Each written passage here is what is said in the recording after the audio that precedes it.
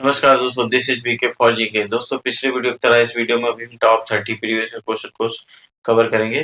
दोस्तों, इस वीडियो में मैंने हिस्ट्री, पॉलिटी, साइंस के साथ साथ ज्योग्राफी के भी क्वेश्चन को सॉल्व कर लिया है। तो वीडियो के अंत तक बने रहिएगा, स्किप बिल्कुल मत करिए, क्योंकि इस वीडियो में मैंने जो भी एक्सप्लेनेशन दिया है उसको मैप और ट्रिक्स के माध्यम से बताने की कोशिश की है। और साथ ही साथ मैंने अपनी सफलता में जो भी नोट्स बनाए थे उन नोट्स को भी इस वीडियो में ऐड कर दिया है। तो इस वीडियो के अंत तक बने रहेगा, क्योंकि ये वीडियो आपके अनकम्पिटिटिव एग्जाम के लिए भी यूजफुल होने वाले हैं। तो चलो बिना समय गवाते हुए वीडियो को स्टार्ट करते हैं। दोस्तों, इस वीडियो का पहला क्वेश्चन जो रेलवे के एग्जाम में पूछा जा चुका है, क्वेश्चन है कि 1793 में किस वायसराय के शासन में बंगाल की स्थायी बंदोबस्त लागू की गई थी। तो दोस्तों, सबसे पहले स्थायी बंदोबस्त को किस किस नामों से जाना जाता है। तो पहला इसका नाम है इस्तमारारी बंदोबस्त। क्या नाम है? इस्तमारारी। दूसरा इसे वो किस नाम से जाना जाता है? तो दूसरा इसका नाम है सूर्यास्त कानून। क्या नाम है? सूर्यास्त कानून। दोस्तों, इसमें हुआ क्या था कि जमींदारी को भूमि का स्थायी मालिक और उनसे ब्रिटिश सरकार के निश्चित कर लगान की राशि वसूलने की गारंटी ली गई थी। होता क्या था इसमें, जो निर्धारित किया गया था उसमें 10/11 हिस्सा किसको देना होता था? ब्रिटिश सरकार को। और 1/11 कौन रखता था? जमींदार रखता था। दोस्तों, इसमें क्या था कि ये जो कानून बना था, इसमें सूर्यास्त कानून क्या था कि एक डेट निर्धारित होती थी, उस डेट के अंत शाम तक यानी सूर्यास्त तक उस कर को अदा करना होता। अगर यदि जमींदार कर को अदा नहीं कर पाता था तो वो भूमि जो है वो क्या होती, नीलाम हो जाती थी। अच्छा दोस्तों, इसको किसने स्टार्ट किया था? तो लॉर्ड कार्नवालिस ने किया था। और कहाँ कहाँ किया था? तो बंगाल, बिहार, उड़ीसा और मद्रास के कुछ हिस्सों में इसको शामिल किया था। दोस्तों, 2-3 क्वेश्चन के बाद मैंने इसको मैप के द्वारा भी बताया गया, तो इसलिए वीडियो में बने रहिएगा। चलिए, जो मैंने इसमें कुछ नोट्स भी ऐड कर लिए उनको भी देख लेते हैं। तो दोस्तों, क्या है कि मैंने अपने नोट्स इसलिए ऐड कर दिए ताकि आपको आसानी हो स्क्रीनशॉट लेने में भी। तो दोस्तों, कि अभी हमने पढ़ाई लिया कि 1793 में लॉर्ड कार्नवालिस ने स्टार्ट किया था बंगाल, बिहार, उड़ीसा, मद्रास के कुछ हिस्सों में। ये बताया था कि 10/11 हिस्सा किसको था? ब्रिटिश सरकार को। 1/11 हिस्सा किसको मिलता था? जमींदार को। इसमें जमींदार को ही क्या बना दिया जाता था? मालिक बना दिया, जिससे क्या ले लिया जाता था? कर वसूलने की गारंटी ले ली जाती थी। ठीक है। 1790 में ये क्या था कि 10 वर्षीय व्यवस्था थी, पर 1793 में इस व्यवस्था को क्या बना दिया गया? स्थायी बना दिया गया। होता क्या था कि सूर्यास्त तक न चुकाने पर क्या होता है? जमीन नीलाम हो जाती है। सबसे मोस्ट इंपॉर्टेंट इस क्वेश्चन का है, ये कितने भाग क्षेत्रफल में था? तो 19% क्षेत्रफल पर ये लागू था। ठीक है। चलिए नेक्स्ट क्वेश्चन पे बढ़ते हैं। नेक्स्ट क्वेश्चन है कि हार्ड मैकेंजी जो भारत में राज्य संग्रह में कौन सी विधि की विकसित की थी? तो जो हार्ड मैकेंजी थे उन्होंने 1822 में एक जो भू राजस्व प्रणाली थी उसको स्टार्ट किया था। उसका क्या नाम था? महालवाड़ी। क्या नाम था? महालवाड़ी। ठीक है। तो ये व्यवस्था जो है ये भू राजस्व से ये कहाँ पे थी? तो उत्तर पश्चिमी प्रांत, उत्तर पश्चिमी सीमा प्रांत जो बंगाल प्रेसिडेंसी में था, वहां पे ये स्टार्ट हुई थी। ठीक है, जो ये सब मोस्ट इंपॉर्टेंट है। ठीक। तो ये क्या था इसका आंसर? सही, इसका सही आंसर है महालवाड़ी। चलिए इसके और भी फैक्ट पढ़ लेते हैं। तो दोस्तों, क्या महालवाड़ी क्या थे? तो महल, एक या एक से अधिक गांव की जो था उसको महल कहते थे। उसके मुखिया क्या कहते थे? नंबरदार। क्या होता था कि गांव के किसानों से सामूहिक रूप से क्या होता था? पूरे पूरे गांव से सामूहिक रूप से लगान वसूल कर सरकार को देते थे, जिसमें भूमि पर व्यक्तिगत किसानों का मालिकाना उसमें उसमें क्या था? अब स्थायी में तो उसमें क्या था? तो उसमें जमींदार को बनाया गया था। यहाँ क्या देना होता था? यहाँ पे पूरे पूरे गांव को ले लिया गया था सामूहिक में। किसने स्टार्ट किया था? तो हार्ड मैकेंजी ने 1822 में प्रस्तावित किया। 1833 में विलियम बेंटिंग द्वारा संशोधित किया। जो ये कहाँ कहाँ पे है तो ये बहुत इंपॉर्टेंट है। उत्तर पश्चिमी सीमा प्रांत यानी बंगाल प्रेसिडेंटी और कहा पंजाब, गंगा घाटी और मध्य प्रदेश। इस क्षेत्र का अधिकांश भाग अब कहाँ है? उत्तर प्रदेश में है। इस प्रणाली को लॉर्ड विलियम बेंटिंग ने कहाँ कहाँ स्टार्ट किया था? आगरा और अवध में लोकप्रिय बना दिया, और फिर बाद में से मध्य प्रदेश और पंजाब तक भी विस्तारित किया। कर कितना रखा था? 95%, जबकि फिर मार्टिन बर्ड ने भूमि कर कितना किया? उपज का 66%। यह व्यवस्था कितने सालों के लिए थी?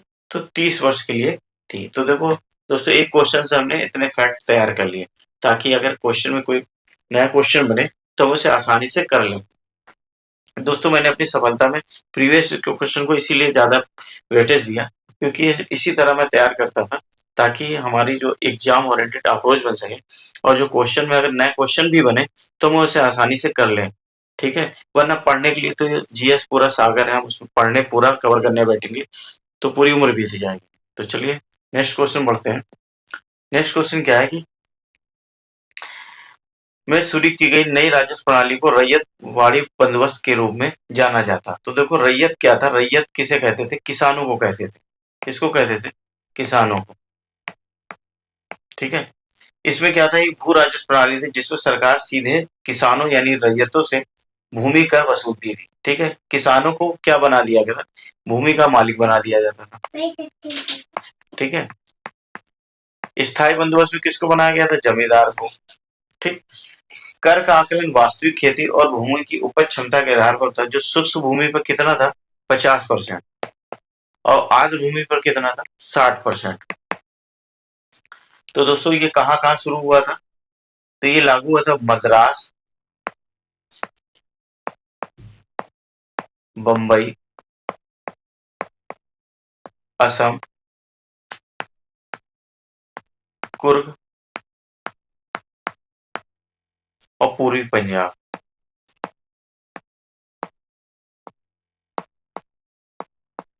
ठीक है। तो दोस्तों, इसका सही आंसर क्या है? बॉम्बे डेक्कन।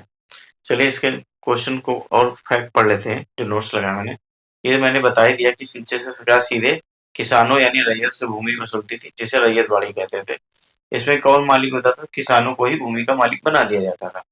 परसेंटेज मैंने बता ही दिया कि 50% शुष्क भूमि पे और 60% आर्द्र भूमि पर। लागू कहाँ किया हुआ? तो मद्रास, मुंबई, असर, कुर्ग और पूर्वी पंजाब, ठीक है। अच्छा, इसमें फायदा क्या हुआ? तो इसमें बिचौलियों का खात्मा हुआ। किसका खात्मा हुआ? बिचौली यानी कि जो जमींदार थे, उनको क्या हुआ खात्मा? सरकार सीधे किसानों से ही कर लेती थी। इसका नुकसान क्या था? तो नुकसान था उच्च दरों से किसान साहूकारों पर निर्भर, और जिससे उनका क्या होता था? शोषण होता था। ये कहाँ स्टार्ट होता? 1820 के दशक में मद्रास में लागू किया। किसने सिफारिश की थी? तो चार्ल्स रीड ने सिफारिश की थी। भूमि का राजस्व कैसा था? तो वार्षिक आधार पर तय था। सर्वप्रथम कहाँ स्टार्ट हुआ? जो अक्सर क्वेश्चन एसएससी भी कई बार आ चुका है। सर्वप्रथम मद्रास प्रेसिडेंट 1792 12 माइल जिले में। ये 12 माइल जिले कहाँ है? तमिलनाडु में, ठीक है। तो बॉम्बे में। ये कितने परसेंट में था? तो 51% में था, ठीक है। ब्रिटिश भारत जो 51% हिस्से में ये लागू था। कर न देने पर क्या हो जाता था? भूमि से वंचित होना पड़ता था, ठीक। चलिए नेक्स्ट क्वेश्चन बढ़ते हैं। चंपारण सत्याग्रह से पहले चंपारण के किसान पंचकठिया प्रणाली अपनाते थे, जिसमें एक बीघा भूमि के 5 कट्ठों में क्या बोया जाता था? तो इस क्या था? एक बीघा जो इसमें क्या बोया जाता था? नील की खेती होती है। क्या होती थी? नील की खेती। तो वो नील की खेती के बारे में चंपारण जो सत्याग्रह हुआ था 1917 में, ठीक है, वो क्या था? तीन कटिया पद्धति की, जो तीन कटिया पद्धति जिसमें 3/20 भाग में क्या होता था? नील की खेती होती थी। इसमें जो थे, किसके कहने पे ये सत्याग्रह हुआ था? तो राजकुमार शुक्ल जो थे, उनके कहने पे किसने स्टार्ट किया था? गांधी जी ने सत्याग्रह स्टार्ट किया था सन 1900, जब अमेरिका से लौटे थे, तो पहला सत्याग्रह था उनका 1917 में, ठीक है। तो ये क्या इसका सही आंसर है? नील की खेती। चलिए इसके रिलेटेड फैक्ट पढ़ लेते हैं। तो एक बीघा में 5 कट्टे में क्या होते? नील की खेती होती थी। ये हमने बता ही दिया कि 1917 में राजकुमार शुक्ल के आग्रह पर ही गांधी जी ने सत्याग्रह स्टार्ट किया था, और 3/20 भाग में नील की खेती को ही तीन कटिया पद्धति कहते थे। दोस्तों, एक और क्वेश्चन आता रहता है कि जारीदारी प्रथा किसने स्टार्ट की थी? तो जारीदारी प्रथा जो है 1773 में किसने स्टार्ट की थी? वॉरेन हेस्टिंग ने। समाप्त किसने की? लॉर्ड कॉर्नवालिस ने 1793 में। सरकार इसमें राजस्व वसूली का अधिकार नीलामी के जरिए सबसे ऊंची बोली लगाने वाले व्यक्ति यानी जिसे इजारेदार कहते थे, तो एक निश्चित अवधि के लिए ठेके पर देती थी। शुरुआत में कितने साल के लिए थी? तो 5 साल। बाद में कितने साल के लिए कर दी गई? 1 साल के लिए कर दी गई। तो दोस्तों, मैंने और भी फैक्ट इसलिए बता देता हूँ ताकि जो क्वेश्चन बने तो आपको आसानी से सॉल्व कर लें। चलिए, मैंने पूरे जो प्रथा है, जितनी भू राजस्व प्रणाली, इसको एक मैप में बताने की कोशिश की। मैप में इसलिए मैंने बताने की कोशिश की, मैप से अगर आप तैयार करते हैं तो बहुत सारे क्वेश्चन आसानी से हो जाते हैं, और विजुलाइज भी हो जाता है। अगर आप इंडिया का मैप पढ़ेंगे तो आपको सारे पॉलिटिकल मैप अच्छे से तैयार होंगे कि कौन सा राज्य स्टेट कहाँ पे है। तो देखो, स्थायी बंदोबस्त हमने बताया कितने परसेंट में था, 19% में। देखने में ही लगता है कहाँ पे, बंगाल प्रेसिडेंसी, देखो दिख रहा है यहाँ पे, है ना। उसके बाद महालवाड़ी, महालवाड़ी कहाँ पे, ये कितने हिस्से में था, 30% में था, ठीक। उसके बाद रैयतवाड़ी, ये कितने परसेंट में था, तो 51% में था। तो देखो, अगर मैप पढ़ोगे तो आपको समझ में आ जाएगा कि रैयतवाड़ी जो मैंने पिंक कलर से लिखा है, ये काफी ज्यादा पे है। ये क्या है, 51%। अगर आपको 19-30 51 में कंफ्यूजन हो जाए कल को, तो कम से कम मैप से आपको अच्छे से समझ में आ जाएगा। तो आप एक दो बार मैप को देखेंगे, समझ में आ जाएगा। तो चलिए नेक्स्ट क्वेश्चन बढ़ते हैं। नेक्स्ट क्वेश्चन है कि वर्तमान के पश्चिमी उत्तर प्रदेश, मध्य प्रदेश, पंजाब के कुछ हिस्सों में 1830 में शुरू किया गया था। किसको शुरू किया गया था? तो इसका सही आंसर क्या है? इसका सही आंसर है,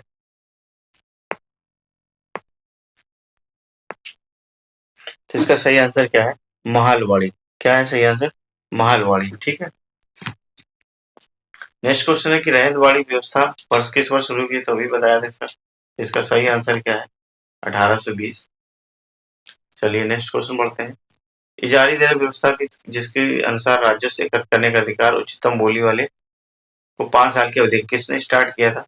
वारेन हेस्टिंग ने। किसने खत्म कर दिया था बाद में? लॉर्ड कॉर्नवालिस ने।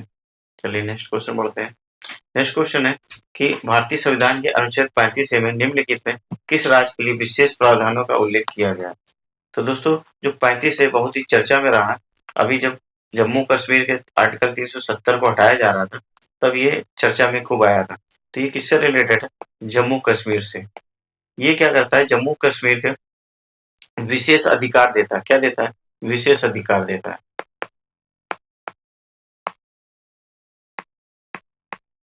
कौन कौन से विशेष अधिकार थे? यह केवल जो मूल निवासी है, उनको राज्य में अचल संपत्ति खरीदने और सरकारी नौकरी पाने और सरकारी छात्रवृत्ति का हकदार बनाता था। ये किससे रिलेटेड था? इसका सही आंसर क्या हो जाएगा? जम्मू कश्मीर। चलिए इससे रिलेटेड और फैक्ट पढ़ते हैं। तो दोस्तों, आर्टिकल 35 ये किससे था? जम्मू कश्मीर के मूल निवासी अचल संपत्ति खरीदने, सरकारी नौकरी पाने और सरकारी छात्रवृत्ति का हकदार बनाता था। इसमें क्या था कि बाहरी लोगों पर रोक था, जैसे भारत के अन्य राज्यों के नागरिक जो कि गैर स्थायी निवासी ना तो वहां संपत्ति खरीद सकते थे और ना ही वहां के स्थायी बन सकते थे। इसकी ऐतिहासिक पृष्ठभूमि पर अगर जाए तो क्या था कि 14 मई 1954 को राष्ट्रपति जो थे डॉक्टर राजेंद्र प्रसाद जी के आदेश द्वारा संविधान के अनुच्छेद 377 के तहत इसको जोड़ा गया। ठीक है। लैंगिक भेदभाव का मुद्दा इस पे बहुत बना। इसमें क्या था कि जम्मू कश्मीर की अगर कोई महिला राज्य से बाहर किसी व्यक्ति से शादी करती थी तो वह उसके बच्चे संपत्ति के अधिकार से क्या हो जाते थे? वंचित हो जाते, जिसे लेकर काफी आलोचना की गई। दोस्तों, इसमें बार बार हम लोग स्थायी निवासी की बात करते हैं। तो स्थायी निवासी कौन थे? तो स्थायी निवासी वो थे जो 14 मई 1954 से कश्मीर में रह रहे हैं। ठीक है। और जो लोग 10 वर्ष से कश्मीर में रह रहे थे या जिन लोगों के पास अपनी संपत्ति हो, उनको क्या माना जाता था? जम्मू कश्मीर का स्थायी निवासी माना जाता था। 15, अब इसकी मैंने क्रोनोलॉजी लिख दी ताकि, क्योंकि ये बहुत इंपॉर्टेंट क्वेश्चन है जम्मू कश्मीर, जो आर्टिकल 327 के मैंने इसलिए ज्यादा नोट्स, वीडियो थोड़ी लॉन्ग हो जाएगी इसलिए मैं इसको पार्ट में बांट दूंगा, क्योंकि अगर मैं क्वेश्चन से जितना हो सके उतना क्वेश्चन तैयार कर लें, क्योंकि इससे क्या होता है कि एक जगह में सारा मटेरियल भी मिल जाता है और हमें याद करने में भी आसानी होती है। चलिए इसकी क्रोनोलॉजी पे जाते हैं कि 15 अगस्त भारत को मिली, स्वतंत्रता मिली, उसके बाद क्या एक विलय पत्र हुआ। इसमें क्या विलय पत्र हुआ कि 22 अक्टूबर 1947 को क्या हुआ? पाकिस्तान का कश्मीर पर हमला हुआ। फिर 26 अक्टूबर 1947 पे क्या हुआ? अधिमिलन पत्र पर महाराजा हरि सिंह ने क्या किए? हस्ताक्षर किए। ठीक है। 17 अक्टूबर 1949 को क्या हुआ कि संविधान में धारा 370 जोड़ी गई। इसमें क्या क्या कहा गया कि कश्मीर भारत का क्या है? हिस्सा है। कश्मीर को अपना संविधान बनाने का अधिकार दिया गया। ठीक है। 1952 में क्या किया? कश्मीर को अपना संविधान बनाने का अधिकार प्राप्त हुआ। 14 मई 1954 को मैंने बताया 35A के बारे में। ठीक है। 17 नवंबर 1956 में क्या हुआ, जम्मू कश्मीर ने अपना संविधान अपनाया। और जो कि इस क्वेश्चन का फैक्ट है सबसे इम्पोर्टेंट है कि हमारा जम्मू कश्मीर का संविधान कब लागू हुआ, तो 26 जनवरी 1957 को लागू हुआ, जबकि हमारा कब हुआ 1950 में। ठीक है, तो 26 जनवरी 1957 को कब हुआ, जम्मू कश्मीर में संविधान लागू किया गया। और इसके रिलेटेड फैक्ट पढ़ते हैं। संविधान आदेश 2019 यानी 5 अगस्त 2019 को ही 370 को क्या कर दिया गया, निष्क्रिय कर दिया गया। राष्ट्रपति की 5 अगस्त की संविधान आदेश 2019 की सूचना पर भारतीय संविधान के अनुच्छेद 370 में संशोधन करती है। इसके 65 साल पुराने पूर्ववर्ती जो 14 मई 1954 को जो विलय पत्र था उसके संविधान आदेश को खत्म कर देती है। 2 प्रस्ताव में जिन्हें रखे थे, पहला था धारा 370 को निष्क्रिय किया गया। अच्छा, उस समय राष्ट्रपति कौन थे, तो उस समय राष्ट्रपति थे रामनाथ कोविंद जी। ठीक है, इस धारा 370 को जो निष्क्रिय किया गया उसके इस आर्टिकल 367(4) में क्या बताया गया कि राष्ट्रपति पर एक सीधे आदेश पर धारा 370 हटा सकते हैं, परंतु जम्मू कश्मीर की विधानसभा से सलाह लेकर। ठीक है, दूसरा क्या है कि जम्मू कश्मीर पुनर्गठन अधिनियम 2019 कब हुआ, 5 अगस्त को। इसमें क्या क्या पॉइंट थे, सेक्शन 3, सेक्शन 4। सेक्शन 3 के तहत क्या हुआ, लद्दाख जो कि कारगिल और लेह से मिलकर बना, इसे केंद्र शासित प्रदेश बना दिया। तो एक जम्मू कश्मीर जो स्वतंत्र राज्य था उसको भी क्या बना दिया गया, केंद्र शासित प्रदेश बना दिया। ठीक है, अब क्वेश्चन आता है कि लद्दाख से अगर बना है तो उसके पहले उपराज्यपाल कौन थे, तो क्या था, राधा कृष्ण माथुर जी थे, 2019 में बने। और केंद्र शासित प्रदेश जो जम्मू कश्मीर उसके अगर पहले उपराज्यपाल कौन थे, तो गिरीश चंद्र कौन थे, मुर्मू थे।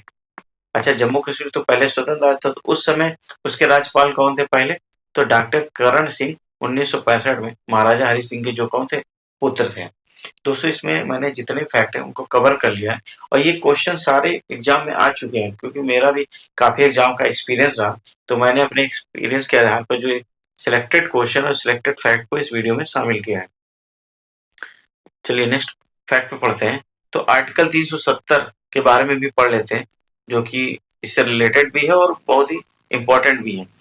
तो आर्टिकल 370 जो है, जम्मू कश्मीर को क्या क्या मिलता है, विशेष दर्जा प्रदान करा जाता है। इसका मसौदा किसने तैयार किया था, तो एन गोपाल सिंह स्वामी अयंगर। ये संविधान सभा के क्या थे, सदस्य थे। मैंने संविधान सभा के सदस्य से संबंधित एक ट्रिक बनाई थी, जिसको मैंने पिछले वीडियो में बताया था। अगर आप लोगों ने वो वीडियो नहीं देखी तो मेरे कमेंट बॉक्स में पिन होगा, उसको देख लीजिएगा। उसमें मैंने बहुत ही अच्छी ट्रिक बताई थी। अगर आप उस ट्रिक को तैयार किए होंगे तो वो क्वेश्चन कभी नहीं भूलेंगे, उससे सारे आपके सदस्य के नाम याद हो जाएंगे। ठीक है, तो इसका मसौदा किसने तैयार किया, एन गोपाल स्वामी अयंगर द्वारा तैयार किया गया था। इसे 1949 में एक अस्थायी उपवन के रूप में जोड़ा गया। अच्छा, विशेष अधिकार कैसे मिले थे कि जैसे अपना संविधान ध्वज रखने की साथ साथ ही रक्षा, विदेशी मामलों और संचार को छोड़कर, क्या है, इनको छोड़कर अधिकांश मामलों में क्या मिल रही थी, स्वतंत्रता रखने की अनुमति थी। यह प्रावधान क्या था, विलय पत्र यानी इंस्ट्रूमेंट ऑफ एक्सेशन। ठीक है, इंस्ट्रूमेंट ऑफ एक्सेशन की शर्तों पर आधारित था, जिसमें पाकिस्तान के आक्रमण के बाद 1947 में जम्मू कश्मीर के शासक जो थे हरि सिंह ने हस्ताक्षर किए थे। ठीक, तो हमने देखिए पूरा कवर कर लिया है। इससे क्या है, कवर इसलिए कर लिया ताकि एक जगह आपको मिल जाए। चलिए नेक्स्ट क्वेश्चन है कि भारतीय संविधान के अनुच्छेद 371 में निम्नलिखित में किस राज्य के लिए विशेष प्रावधानों का उल्लेख किया गया है। देखो, आर्टिकल 370 के बाद अगर कोई इंपॉर्टेंट जो चर्चा में रहता है वो आर्टिकल 371। तो 371 को हम बहुत ही अच्छे डीप से पढ़ लेते हैं। हालांकि इसका जो है ये नागालैंड से रिलेटेड है। किससे रिलेटेड है, नागालैंड से। तो इसका सही आंसर क्या है, नागालैंड। चलिए इससे हम रिलेटेड सारे फैक्ट को पढ़ लेते हैं जो 371 से रिलेटेड है।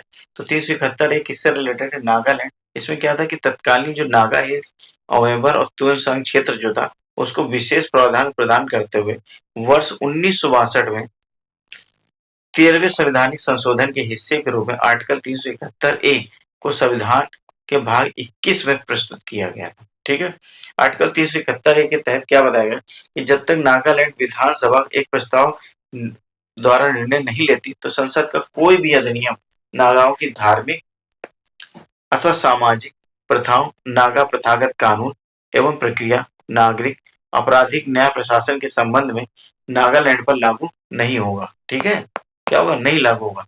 इसमें नागा प्रथागत कानून के अनुसार किए गए निर्णय और साथ ही भूमि तथा इसके संसाधनों का स्वामित्व एवं हस्तांतर भी शामिल है। ठीक है, तो इसका मेन पॉइंट क्या है कि 13वें संवैधानिक संशोधन, ठीक, उसके बाद 1962, ये जो मेन फैक्ट हो गया इसका। ठीक, चलिए, और भी जो 371 के तहत मैंने वो एक कुछ सारणी में रख लिया है। तो दोस्तों महाराष्ट्र जो 371 सबसे पहले क्या था, महाराष्ट्र जो पहले बॉम्बे था 1950 में लागू हुआ। किस क्या था इसमें, विदर्भ मराठावाड़ के विकास के लिए।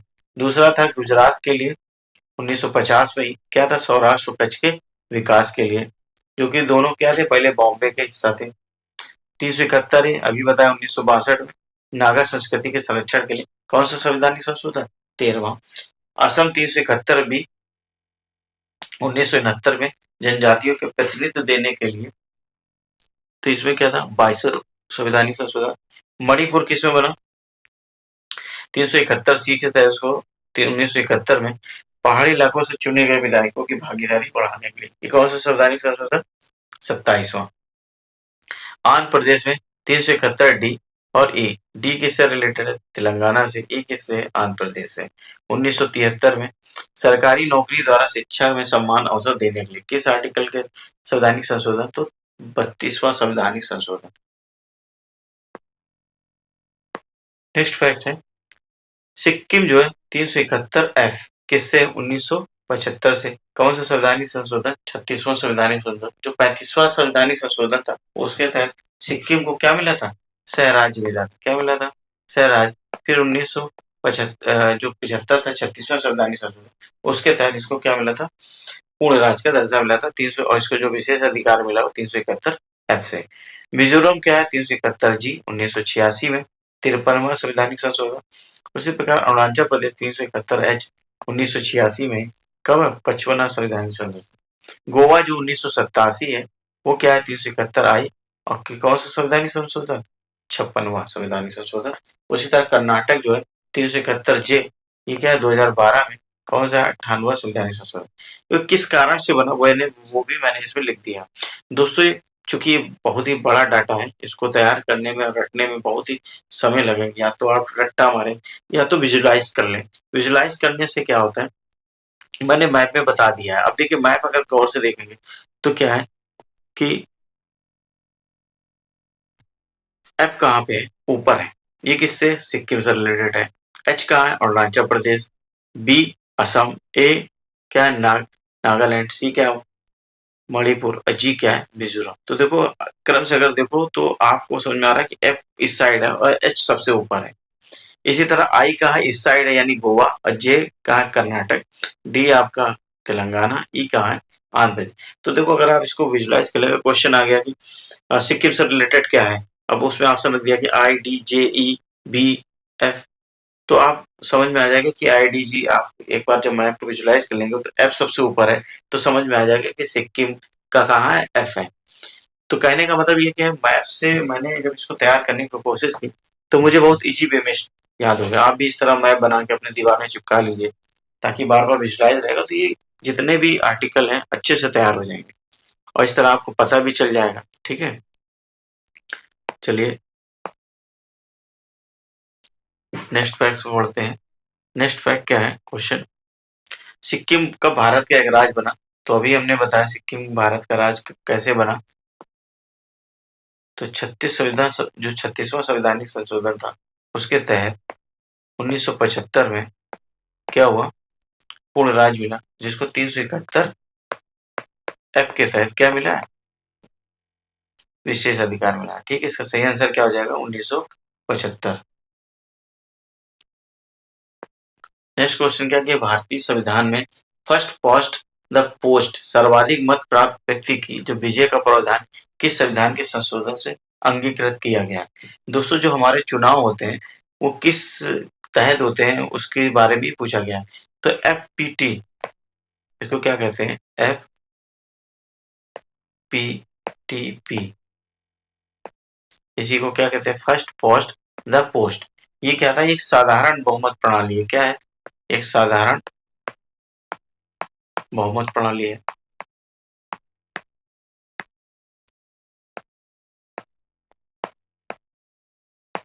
इसमें होता क्या है कि ये किससे लिया गया, वैसे तो ब्रिटेन से लिया गया। कहाँ कहाँ पे लागू है, तो ये UK, America,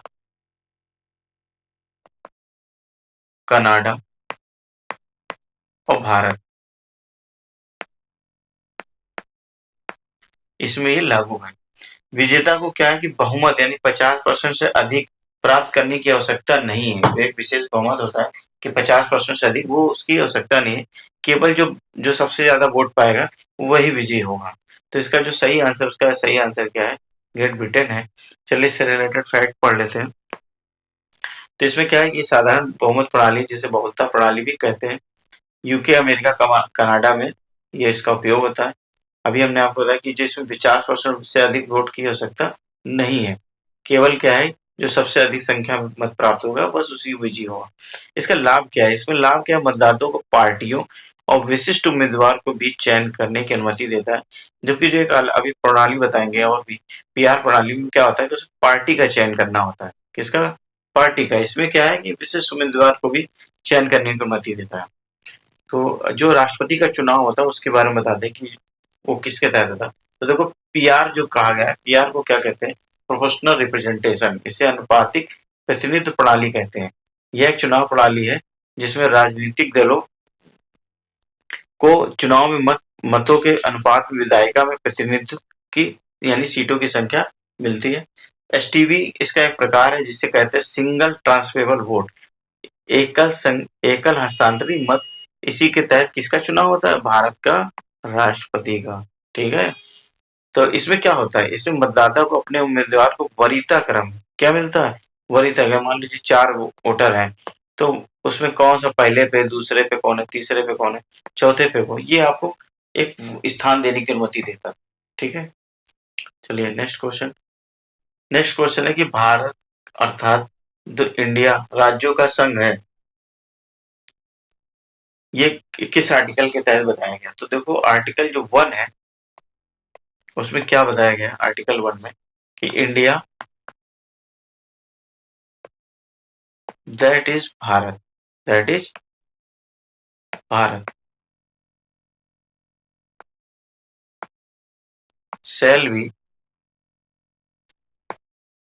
a union of state।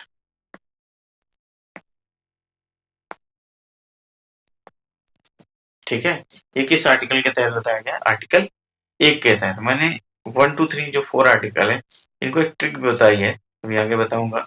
U1 का मैच हुआ SA से, किससे मैच हुआ, SA से। ठीक है, अभी आगे मैं ट्रिक बताऊंगा, इसे वीडियो में बने रहिएगा। तो चलिए इसके रिलेटेड फैक्ट पढ़ लेते हैं। इसका फैक्ट क्या है, आर्टिकल 1 जो है क्या है कि राज्यों का एक संघ, जैसे India that is Bharat shall be a union of state. जो मेन पॉइंट है कि यूनियन ऑफ स्टेट। इसमें क्या है कि प्रशासनिक सुविधा के लिए देश को राज्यों में बांटा जा सकता है, किंतु कोई राज्य क्या है, स्वतंत्र नहीं है। जैसे कि अमेरिका में स्वतंत्र, यहाँ नहीं है। यही क्या है कि पूरे देश को एक अखंड इकाई में जोड़ता है। अनुच्छेद 1 के अनुसार क्या है कि भारतीय क्षेत्र को कितनी श्रेणियों में बांटा गया है, 3 श्रेणियों में। पहला क्या है, राज्यों के क्षेत्र। दूसरा क्या है, संघ क्षेत्र। और तीसरा क्या है, ऐसे क्षेत्र जिन्हें किसी भी समय भारतीय सरकार द्वारा अधिग्रहित किया जा सकता है। क्या किया जाता है, अधिग्रहित किया जा सकता है। आर्टिकल 2 क्या कहता है, तो आर्टिकल 2 कहता है कि संसद को संघ में नए राज्यों के प्रवेश या स्थापना करने के लिए जो विधि बनाने का अधिकार देता है। इस तरह अनुच्छेद 2 संसद के 2 शक्तियां प्रदान करता है। क्या देता है, 2 शक्तियां। पहला क्या है, नए राज्यों को भारत के संघ में शामिल करना। कैसे, जैसे सिक्किम का हुआ, सिक्किम जो था वो बाहर से था ना भाई, पहले तो नहीं था भारत में, इसको बाद में शामिल किया गया। तो ये किस आर्टिकल के तहत हुआ, आर्टिकल 2 के तहत, कि जो नए राज्यों को भारत के संघ में शामिल करे या नए राज्यों को गठन करने की शक्ति देता था। पहली शक्ति उन राज्यों के प्रवेश को लेकर है जो पहले से क्या है, अस्तित्व में, जबकि दूसरी शक्ति नए राज्यों को जो अस्तित्व में नहीं है के गठन को लेकर, अर्थात अनुच्छेद 2 उन राज्यों जो भारतीय संघ के हिस्से नहीं है उनके प्रवेश और गठन से संबंधित है। ठीक है। चलिए नेक्स्ट क्वेश्चन। मसौदा 5 नवंबर 1948 को संसद में प्रस्तुत किया गया था। आर्टिकल 2 के तहत नया राज्य शामिल करने के लिए संसद क्या करती है, एक साधारण कानून पास करती है, ना कि क्या नाम, साधारण संविधान संशोधन। ठीक है। क्या संविधान संशोधन की आवश्यकता है या फिर नहीं? ठीक है, क्या है? एक साधारण कानून पास करके किसी विदेशी क्षेत्र राज्य को भारत का हिस्सा घोषित कर सकती है। इसके लिए संविधान संशोधन की आवश्यकता नहीं है। केंद्र सरकार सीधे नया राज्य भी नहीं बना सकती। संसद को एक विधेयक पारित करना होता है, तभी नया राज्य बनाया जोड़ा, यानी केंद्र सरकार सीधे चाहे किसी राज्य को जोड़ दे तो ऐसा नहीं है, उसको संसद में एक विधेयक पारित करना होता है। यह केवल विदेशी क्षेत्रों पर लागू होता है। अंदर के लिए क्या होगा? आर्टिकल 3, जैसे कि उत्तराखंड बना, क्या बना? उत्तराखंड, वो किससे बना? यूपी से। इसी तरह झारखंड बना, वो किससे बना? बिहार से। इसी तरह छत्तीसगढ़ बना, वो किससे बना? एमपी से। तो ये क्या थे? ये पहले से शामिल थे, उनको तोड़ा गया। तो अंदर के जो देश, अगर अंदर के लिए मतलब राज्य तोड़े जा रहे हैं तो क्या है? आर्टिकल 3 के तहत। इसका मुख्य उद्देश्य था क्या है? भारत के क्षेत्र का विस्तार और एकीकरण बनाए रखना, ताकि जरूरत पड़ने पर नए क्षेत्र और राज्य भारत में शामिल किए जा सके। चलिए नेक्स्ट क्वेश्चन पढ़ते हैं। नेक्स्ट फैक्ट क्या है? नेक्स्ट फैक्ट जो सिक्किम और गोवा, दमन दीव और पांडिचेरी है, उनको किस आर्टिकल के तहत लिया गया? तो आर्टिकल 2 के तहत। ठीक है, आर्टिकल 3, आर्टिकल 3 किससे रिलेटेड है?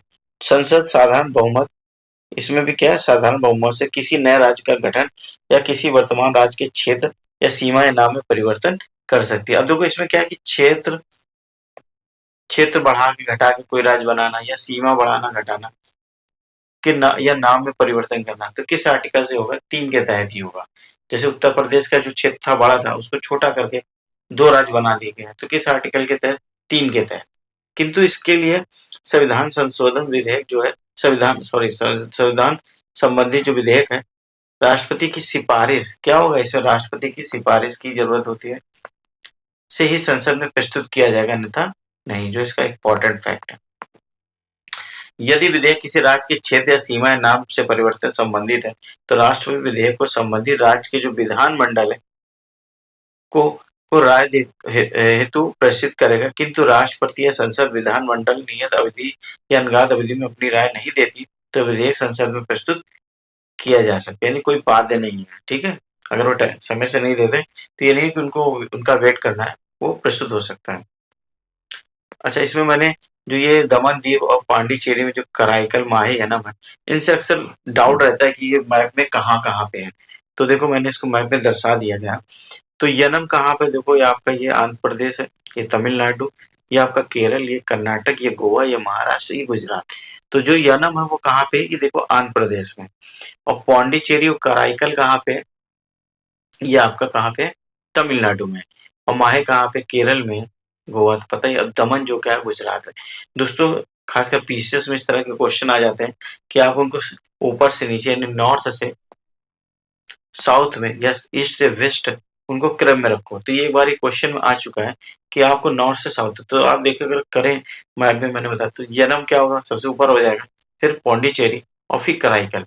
दोस्तों मैप से इसीलिए मैंने कहा, और तैयारी करो। अगर आप रेलवे के अलावा और भी कॉम्पिटिटिव एग्जाम की तैयारी कर रहे हैं तो क्या है कि आप अगर मैप को विजुलाइज करना अभी से चालू कर दें, ये आपके लिए बहुत जीके बहुत मदद करेगी। आपको याद करने हर तरफ से आपको मदद करेगी और खुद की मेहनत ही काम करेगी। आप चाहे भी किसी का कितना भी वीडियो देख लें, जब तक आप खुद प्रैक्टिस नहीं करेंगे तब तक ये चीजें अच्छे से तैयार नहीं होंगी। तो आई होप मेरे बड़े भाई के नाते आपको मैंने जो ज्ञान दिया है आप उसको फॉलो करेंगे। तो चलिए नेक्स्ट क्वेश्चन पे बढ़ते हैं, नेक्स्ट फैक्ट पे। तो आर्टिकल 3 जो है उसके तहत अभी मैंने बताया कि उत्तराखंड, छत्तीसगढ़ और क्या बना? झारखंड बना। 371 डी मैंने बताया था वो तेलंगाना से रिलेटेड था, और ये भी किससे बना? आर्टिकल 3 से, क्योंकि ये आंध्र प्रदेश का ही हिस्सा था। कब बना? जो इसकी डेट है वो इम्पोर्टेंट है, 2 जून 2014 को।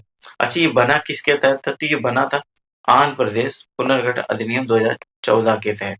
अच्छा, क्या आर्टिकल 2(3) में संविधान संशोधन के तहत काम होता? नहीं, तो पहले ही बता दिया गया। तो ये क्या संविधान संशोधन के तहत बना? तो नहीं। ठीक है। अच्छा, ये पहले जो आंध्र प्रदेश था वो क्या था? आंध्र प्रदेश समानकरण संशोधन पूरक अधिनियम 1950 के तहत ये बनाया गया था। तो ये देखो सबसे मेन इंपॉर्टेंट फैक्ट इसका क्या है? डेट है। और ये किसके तहत बना? तो ये संविधान संशोधन के तहत नहीं बना, आंध्र प्रदेश पुनर्गठन अधिनियम 2014 के लिए। ये क्वेश्चन पेपर में आ चुका है। ठीक है। यूपी पीसीएस में आरओ में आ चुका है, तो इसलिए क्वेश्चन इंपॉर्टेंट है, फैक्ट, इसलिए तैयार कर लीजिएगा। चलिए आर्टिकल 4 जो है वो किससे रिलेटेड है, तो इसमें जो आर्टिकल 2 और 3 के बारे में उसी से रिलेटेड है। कहा है कि जो संसद द्वारा आर्टिकल 2 अथवा 3 के अंतर्गत बनाई गई जो विधि है वो 368 के प्रायोजन के लिए संविधान में संशोधन करने वाली विधि नहीं समझी जाएगी। ठीक है, अर्थात इस तरह का कानून एक सामान्य बहुमत या साधारण विधायी द्वारा प्रक्रिया के जरिए पारित किया जा सकता है। इससे और इसमें क्या रिलेशन है, तो ये पहली और चौथी अनुसूची में जो संशोधन से संबंधित है, यानी जब संसद 2 या 3 आर्टिकल के तहत कानून बनाती है, तो आर्टिकल 4 इन कानूनों के तहत पहली और चौथी अनुसूची में बदलाव की मंजूरी देता है, जिन्हें संविधान संशोधन के अंतर्गत नहीं माना जाता। तो देखो जो आर्टिकल 4 1 2 3 4 है, मैंने उसको इसलिए अच्छे से समझा दिया ताकि आप इसको अच्छे से तैयार कर ले। बहुत ही डाउटफुल वाला ये आर्टिकल रहता है, मेरे लिए तो खासकर रहता था, तो मैंने इसके लिए ट्रिक बना रखी थी। U1 का मैच किससे हुआ, साउथ अफ्रीका से। ठीक है, तो यू माने क्या होता था, यू मतलब होता था यूनियन ऑफ इंडिया। क्या होता था, यूनियन ऑफ इंडिया।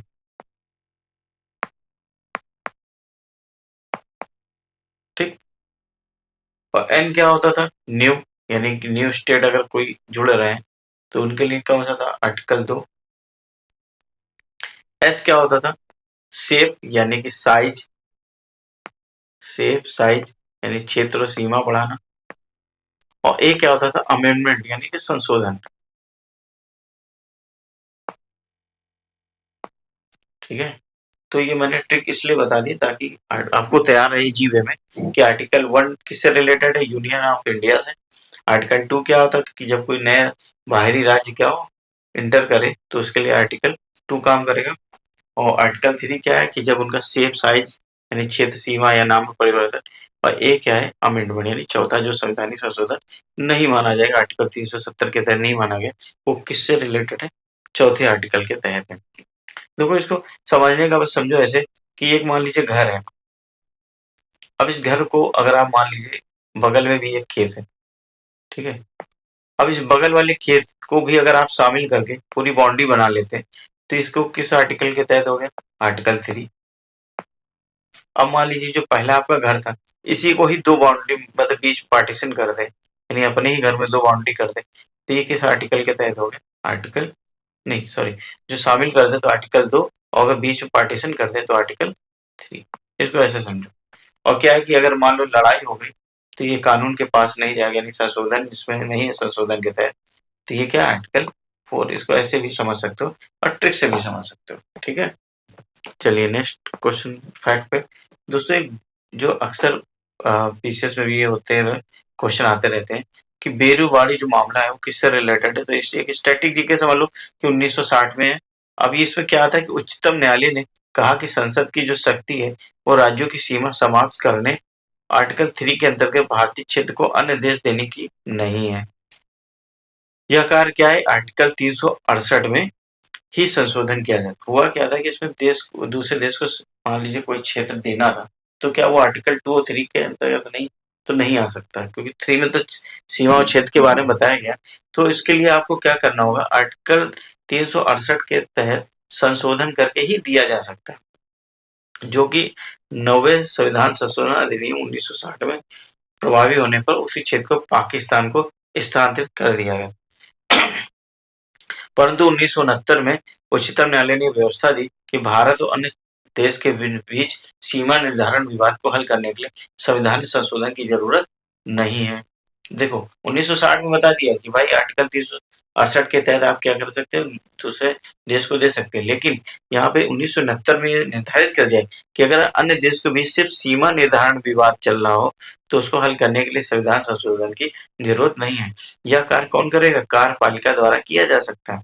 इसमें भारतीय क्षेत्र को विदेश को सौंपना भी शामिल नहीं है। ठीक है, फिर और बढ़ेंगे 2015 में क्या हुआ था कि बांग्लादेश को कुछ आदान प्रदान हुआ था क्षेत्रों का, तो ये किससे रिलेटेड था, 100वां संवैधानिक संशोधन जो कि 2015 में। इसमें क्या था, भारत ने 111 विदेशी जो इनक्लेव क्षेत्र थे उनको बांग्लादेश को हस्तांतरित किया, जबकि बांग्लादेश ने कितने क्षेत्र को भारत को दिया? 51 क्षेत्रों को। ठीक है, तो ये किस संवैधानिक संशोधन से हो गया? 100वां संवैधानिक संशोधन। आई होप ये सारे फैक्ट आप तैयार करें, क्योंकि ये बहुत इंपॉर्टेंट सारे फैक्ट हैं। चलिए, रेलवे और अनकम्प्यूटेड एग्जाम में अक्सर कथन से क्वेश्चन आते रहते हैं, तो कुछ मैंने क्वेश्चन जो इंपॉर्टेंट है वो इन्हें इस वीडियो में शामिल कर दिया है। तो देखो, क्वेश्चन कि भारतीय संविधान कोई अर्धसंघीय संविधान है, ये किसने कहा? तो केसी हेयर ने कहा। भारतीय संविधान को केंद्रायुक्त संविधान किसने कहा? तो सर आइवर जेनिंग्स ने कहा। इन्होंने क्या कहा कि एक ऐसा संघ है जिसमें केंद्रीकरण की शक्ति प्रवृत्त है। भारतीय संविधान संघात्मक होते हुए भी एकात्मक की प्रवृत्ति को धारण करता है, ये भी कथन इन्हीं का है। डॉक्टर भीमराव अम्बेडकर जी ने क्या कहा था कि संविधान को संघात्मक के तंग पे ढांचे नहीं डाला जा सकता। इन्होंने जो केंद्राभिमुख संविधान है उसी के ही उत्तर दिया कि संविधान को संघात्मक के तंग में ढांचे में नहीं ढाला गया था। जी ऑस्टिन ने क्या कहा, जो मोस्ट इंपॉर्टेंट है, जी ऑस्टिन क्या कहा कि भारतीय संघवाद को क्या कहते हैं? सहकारी संघवाद कहा गया, जैसे कोऑपरेटिव फेडरलिज्म। ठीक है, तो मैंने देखो एक क्वेश्चन से रिलेटेड सारे फैक्ट आपको बता दिए, ताकि आप जो है अच्छे से डाटा तैयार कर लें, ताकि अगर कोई क्वेश्चन इससे रिलेटेड बने भी तो आप उसे आसानी से कर लें। चलिए नेक्स्ट क्वेश्चन बढ़ते हैं। नेक्स्ट क्वेश्चन है कि आर्टिकल 371 जो है किस राज्य के भारतीय संविधान के भाग 21 में, जिसमें 371 शामिल है, के तहत विशेष दर्जा प्रदान नहीं किया गया। देखो, अगर आपने मैप पढ़ा होगा तो मैप में मैंने सब देशों, महाराष्ट्र के बारे में बताया था।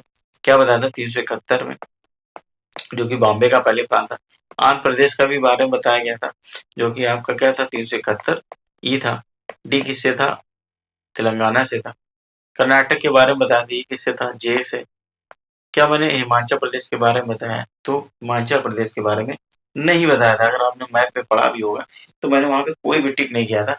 इधर सिक्किम में किया था, एफ था। इधर एच था, अरुणाचल प्रदेश, और उसके उधर ऊपर कुछ नहीं था। तो अगर आपने मैप को विजुलाइज भी कर लेंगे तो ये क्वेश्चन आसानी से हो जाएगा।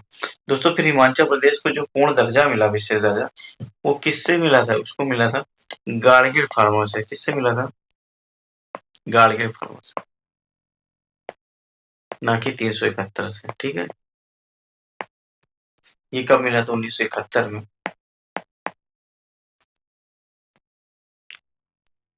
इसको जो भाग सी में जो राज्य को जो केंद्र शासित प्रदेश बनाया गया था, वो कब बनाया गया था? तो 1 नवंबर 1956 में बनाया गया था।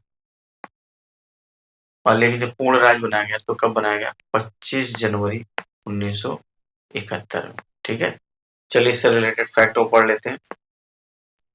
तो अभी हमने बताया कि हिमाचल प्रदेश को विशेष दर्जा क्या है? 5वीं अध्याय जो गाड़गिल फार्मूले है उसके आधार पर 1971 में दिया गया था, ना कि किसी विशेष संवैधानिक अनुच्छेद के। यह दर्जा भौगोलिक दुर्गमता, कम जनसंख्या घनत्व और रणनीतिक हिस्सा सीमा स्थान जैसे कारणों से प्रदान किया गया था, जिसके तहत सहायता में 90% अनुदान शामिल है और 10% क्या है? ऋण के रूप में प्राप्त होती है। गठन कब हुआ? तो 15 अप्रैल 1948 को 30 छोटी-छोटी बड़ी जो पहाड़ी रियासतों को मिलाकर किया गया था, जिसमें 4 जिले शामिल है, महासू, सिरमौर, चंबा और मंडी। जिसमें भाग सी में इसको रखा गया। ये क्या था? 26 जनवरी 1950 को बना। केंद्र शासित प्रदेश जो कब बना? 1956 को। और ये पंजाब पुनर्गठन जो 1 नवंबर 1966 को हुआ, तो पंजाब के कांगड़ा, कुल्लू, लाहौल, स्पीति, शिमला आदि क्षेत्र को हिमाचल में शामिल किया गया। जो इसका मेन इंपॉर्टेंट फैक्ट है वो ये है कि पूर्ण राज्य कब मिला? तो 25 जनवरी 1971 में। उस समय पीएम कौन थे? तो इंदिरा गांधी जी थी। और ये कौन सा राज्य बना? 18वां जो है। और दूसरा फैक्ट इंपॉर्टेंट है वो ये कि इसके पहले मुख्यमंत्री कौन थे? तो यशवंत सिंह परमार। तो मैंने एक क्वेश्चन से जितने भी फैक्ट बन सकते हैं या जितने क्वेश्चन बन सकते हैं, मैंने इस वीडियो में, इस क्वेश्चन में मैंने शामिल कर लिया। चलिए नेक्स्ट क्वेश्चन है कि निम्नलिखित में कौन सा जो अनुच्छेद है 2014 को भारत का 29वां राज्य बना? तो 2014 यानी कि 2 जून 2014 को 29वां राज्य किसको बनाया गया? तेलंगाना। ठीक है, चलिए नेक्स्ट क्वेश्चन बढ़ते हैं। दोस्तों, मैंने अब जो पॉलिटिक्स साइंस के क्वेश्चन को शामिल किया है। दोस्तों, ये वीडियो लॉन्ग हो गई, इसलिए मैंने पार्ट में बांट दिया। जो पार्ट बी है वो आपको नेक्स्ट वीडियो में मिल जाएगा जल्दी। तो अगर आपको ये वीडियो अच्छा लगा हो तो कृपया लाइक एंड सब्सक्राइब करें और अपने उन दोस्तों के साथ शेयर करें जो रेलवे और कॉम्पिटिटिव एग्ज़ाम की तैयारी कर रहे हैं। दोस्तों मैंने इसमें अपनी पूरी मेहनत लगाई है और अपने नोट्स को भी लगाए हैं, जिन्हों को मैंने पढ़ के सफलता हासिल की है। तो अगर आपको वीडियो अच्छी लगी है या इस वीडियो में आपको पहली बार आए हैं तो आप सब्सक्राइब करें और बेल बटन को ज़रूर दबाएँ। तो चलिए मिलते हैं नेक्स्ट वीडियो में, तब तक आप लोग को best of luck for exam के लिए और आप लोग पढ़ते रहिए, खूब मेहनत करते रहिए क्योंकि मेहनत से ही सफलता मिलेगी। तो चलते हैं, बाय, जय हिंद।